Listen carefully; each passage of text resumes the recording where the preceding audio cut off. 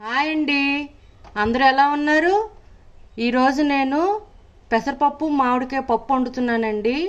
దీనికి కావాల్సింది పెసరపప్పు 1 గ్లాస్, మామిడికాయ మీడియం సైజ్ అండి తురుముకున్నాను, పచ్చి మామిడికాయ, ఉప్పు తగినంత, పచ్చిమిర్చి 5 చీలికలుగా కట్ చేసుకున్నాను, కరివేపాకు 2 రెమ్మలు, ఆవాలు 1/2 టేబుల్ స్పూన్, జీలకర్ర 1/2 టేబుల్ స్పూన్, పసుపు 1/2 టేబుల్ స్పూన్, ఇంగువ చిటికెడు, నెయ్యి తగినంత అండి, అంటే 2 టేబుల్ స్పూన్స్ దాకా తీసుకోవచ్చు. ఇప్పుడు ప్రెషర్ కుక్కర్ తీసుకుంటున్నాను పప్పు ఉడికించడానికి. దీనిలో పెసరపప్పుని వేసేసి శుభ్రంగా కడుక్కుందామండి. పెసరపప్పు కుక్కర్లో వేసుకున్నానండి. ఇప్పుడు ఈ పెసరపప్పులో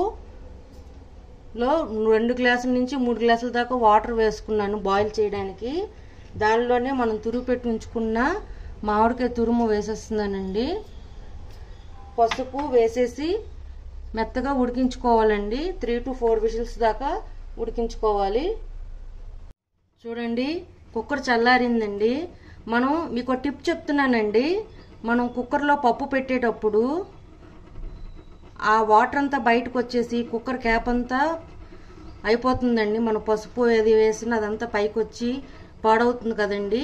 ఇలా టిష్యూ పెట్టి మనం కుక్కర్ పెట్టుకుంటే ఆ టిష్యూ అంతా అవుతుందే తప్ప కింద కుక్కర్ అయితే స్పాయిల్ అవ్వదండి. అప్పుడు మనం ఈజీగా క్లీన్ చేసుకోవడానికి ఈజీగా ఉంటుందండి.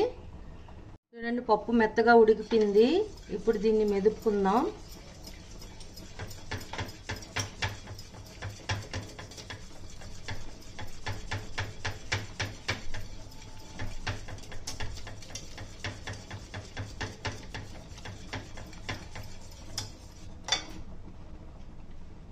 మెదుపుకొని పక్కన పెట్టుకుందాం అండి. ఇప్పుడు తాలింపు పెట్టుకుందాం పప్పుని. ఇప్పుడు పోపుల గిన్నె పెట్టుకున్నానండి. దాంట్లో నెయ్యి వేసుకున్నాను.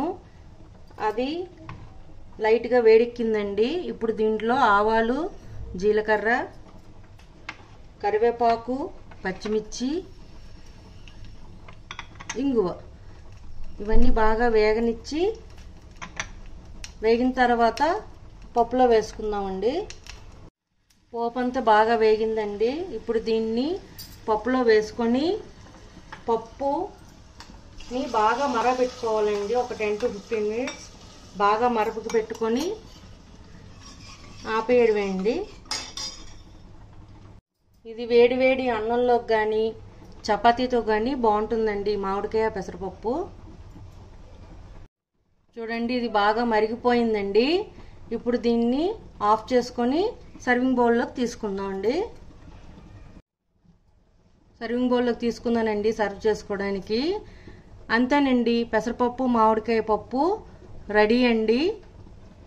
మీకు నచ్చినట్లయితే like, share and subscribe it. Bye.